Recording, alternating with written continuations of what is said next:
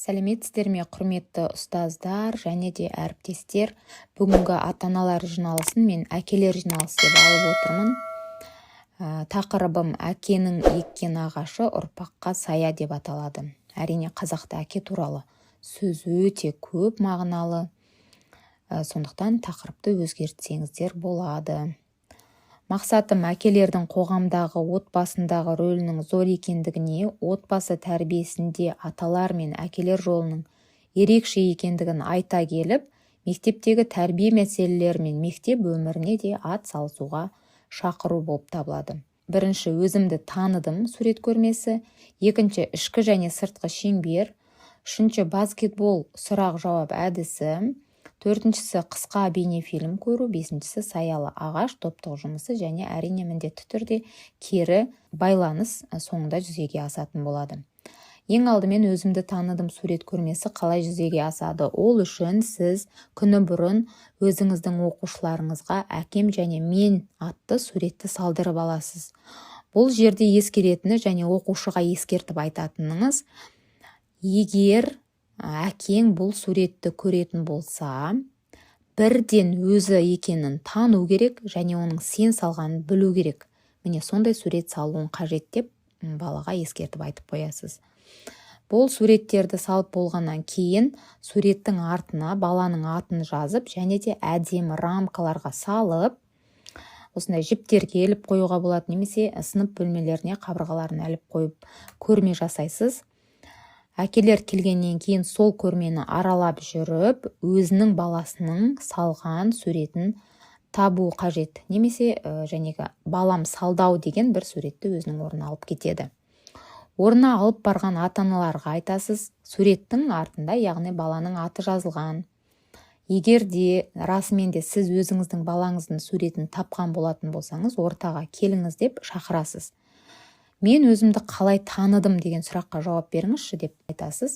Ол жерде әкем айтуы мүмкін, мысалға мына суреттегідей. Біз ұлымыз екеуміз футбол ойнағанды өте жақсы көреміз. Біз үнемі футбол ойнап тұрамыз, барып тұрамыз деген сияқты, немесе жаңа күйеуіміз осындай команданың.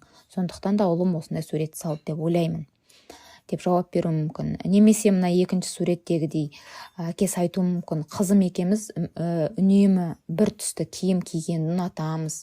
Қызым сондайды қалайды, мен де оның және көңілін қалдырмау үшін осылай киініп жүремін деген сияқты. Сондықтан да мен осы қызым осындай сурет салды деп ойладым деп осы суретті алдым деген ойларымен бөліседі. Енді ол әртүрлі болуы мүмкін. Келесі, және әкелер орындарында отырған әкелерге сіз 1 және 2 деген сандарды таратып бересіз. Әкелер қалау бойынша кез келген біреуін алады. Алғаннан кейін номері 1 деген санды алған әкелерді ортаға шақырып шеңбер жасауын сұрайсыз. 2 деген цифраны алған әкелерді шақырып, оның сыртынан үлкен шеңбер жасауды сұрайсыз. Яғни біреуі ішкі шеңбер, екіншісі сыртқы шеңбер болады. Бұл шеңбердегі әкелер бір-біріне қарап тұрады. Және де сіздің бағытыңызбен бұл шеңбердің тек қана бірінші сырты қозғалады. Сыртындағы әкелер қозғалады. Ол қалай қозғалады? Сіз қандай да бір уақыт мөлшерін тағайындайсыз, сол бойынша әкелер мына берілген 5 сұраққа жауап беріп отырып, жәнегі жылжып отырады. Өзіне қарама-қарсы тұрған әкеге, яғни менің есімім Айдар, мен Ажардың әкесімін, әке болғаныма 10 жыл болды, мен бір қыз, бір ұл тәрбиелеп отырмын. Мен үшін әке деген мысалы Асқар Тау деп жауап беру мүмкін. Міне осылай айтып болғаннан кейін сіз шапалақпен немесе уақытпен қандай да бір белгі бересіз. Олар оңға қарай, сыртқы шеңбер оңға қарай ауысады. Сөйтіп келесі адамға тағы да өзін таныстырады. Тура осылай 3 рет ауысып болғаннан кейін сіз ішкі шеңберді қозғалысқа енгізесіз, яғни енді ішкі шеңбер ауысатын болады. Міне осылай әкелер бір-бірімен танысатын болады. Танысып болғаннан кейін бірінші және екінші жәнегі цифрды пайдалана отырып, сіз әкелер бірінші топқа отырыңыздар, 2 деген цифраны алған әкелер екінші топқа отырыңыз деп 2 топқа бөліп аласыз. Әрине, ер адамдар болғаннан кейін мен мына жерде баскетбол деген әдісті алып отырмын. Бұл сұрақ жауап әдісі. Ол үшін сізге үстелдің үстіне иә немесе жоқ деген жауабы бар стаканды алып, стаканның сыртына жазып, оны үстелге қойып қоясыз. Және де әкелердің алдына 3 түрлі стикер бересіз. Ол стикерге әкелер міндетті түрде 1, 2, 3 деген цифра қойып, өздерінің аттарын жазу керек. Мысалға 1 болады, 2 болады, 3 болады деп әр жаңағы стикерге жазып шығады. Жазып болғаннан кейін қағаз стикерлерді қар үйіндісі ретінде, қар ретінде мұжып дөңгелектейді. Дөңгелектеп болғаннан кейін әр әкеде 3 стикерден бар. Қар үйіндісін алдына жасап қойған әкелерге сіз ең бірінші мынандай сұрақ қоясыз. Баланы мұғалім тәрбиелейді. Ал бірінші сұрақты жәнегі 1 деген цифрасы бар стикерін алып әке, иә немесе жоқ деген қайсысымен келсек, сол стаканның ішіне яғни лақтырып салады. Екінші сұрағыңыз, баланы ата-ана тәрбиелейді. Иә немесе жоқ. Қайсы жауаппен келседі, соған әке жәнегі қолындағы қағазын салатын болады. Үшіншісі, әке отбасының асыраушы, ана оны тәрбиелеуші. Қалай ойлайсыз? Иә немесе жоқ деген жауаптың біреуіне әке өзінің ойын салатын болады. Бұны салып болғаннан кейін бұл аяқсыз қалып қалмас үшін ойыңызбен бөліссеңіз деген айдар жүргізесіз. Яғни сіз кез келгеннің ішінен қолыңызбен бір жәнегі стикерді алып шығасыз.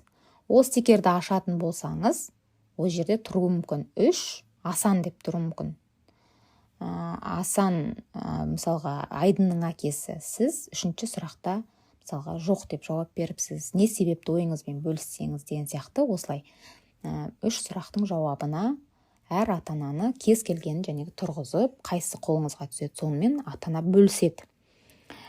Оны болғаннан кейін сіз мынандай қысқа бейнефильм көрсетуіңізге болады. Бұл жерде мен өзім таңдаған 2 түрлі бейнефильмді алып отырмын. Бұл интернет желілерінде өте көп қазіргі кезде әке туралы бейнефильмдер. Мен соның ішіндегі 2-ін таңдап отырмын. Бейнефильмді көрсетемін. Көрсетіп болғаннан кейін әкелермен саялы ағаш деген топтық жұмыс жүргізетін боламын. Ол қалай жүзеге асады? Әкелердің алдына ағаш беремін. Ол ағашта алмалар болады. Сол алмаларда сұрақтар жазылады. Сол сұрақтарға әкелер топта бірге отырып жауап жазатын болады астына. Мысалға, мен мынандай 8 сұрақты таңдап қойдым. Енді сұрақтарды әрине ауыстыра беруге болады өздеріңіз қалауларыңызбен. Немесе сұрақты экранға шығарып та қоюға болады. Бұл жерде ешқандай қиындығы жоқ. Экранға мысалға 8 сұрақты, 10 сұрақты шығарып қойсаңыз, жәнегі алмалардың ішіне немесе бірден жәнегі ағаштың өзіне әкелер жауабын жаза берсе болады. Мысалға, бірінші сұрағым, отбасындағы әке тәрбиесінің қандай маңызы бар? Екінші, әке ұлды қалай, қызды қалай тәрбиелеу қажет? Немесе бірдей тәрбие бере ме? Үшінші, балаңызға күнде қанша уақыт бөлесіз тәрбиесіне? Төртінші, балаңызды қалай еркелетесіз, оның ішкі дауысын, ойын тыңдайсыз ба? Бесінші, неге қазақта әкенің малы балаға мал болмайды дейді, келсесіз бе? Алтыншысы, балаңыздың нені жақсы көретінін, нені ұнатпайтынын білесіз бе? Жетіншісі, балаңызды қалай мадақтайсыз, мақтайсыз? Сегізіншісі, әкенің еккен ағашы балаға сая дегенді қалай түсіндіңіз? Яғни бүгінгі тақырыптың мағынасын ашу мақсатында осы сұрақты беріп отырмын. Осы сұрақтарға жауап беріп, ата-аналар топта бөліскеннен кейін жиналыс соңында кері байланыс жүретін болады. Бұл жерде өзіңізді отбасыңызбен қазір қай аралдамыз деп сезінесіздер, ойлайсыздар. Мысалға, біріншісі бақыт аралы, сенімсіздік аралы, мұңлы аралы, немесе жаңалықтар аралы, тыныштық аралы. Қай аралда өмір сүріп жатырмыз деп ойлайды, сол аралға апарып өзінің кемесін қоятын болады. Назарларыңызға рахмет, тыңдағандарыңызға рахмет. Каналға жазыла отырыңыздар.